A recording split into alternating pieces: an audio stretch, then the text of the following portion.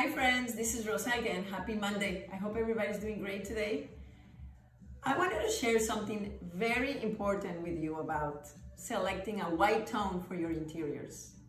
It may seem easy, it may seem as an easy task, but it's not. In fact, most of my clients are actually afraid when selecting a white. But I'm going to tell you, don't be afraid, because white is a neutral tone. White is a timeless color. And you know what? You can always inject color through other accessories like furniture, artwork, rugs, etc. So selecting a white is an important task. Using white, I always suggest. Anyways, there's many tones to whites, as you can see here.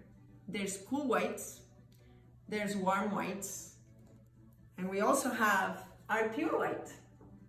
This pure white is one of my favorite tones. However, it doesn't go in every single interior. Some people say, I don't see a difference in tone among these whites. How do I know?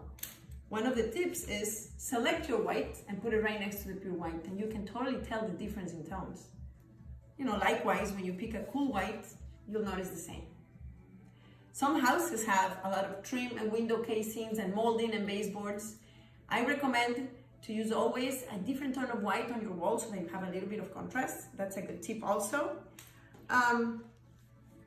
Another thing that I always say, let's say you're selecting a white from a fan, always take a look at the page, because the color at the bottom of that page will be a base tone on your white. So this is a good tip because you know that some of these tones are going to reflect on your colors.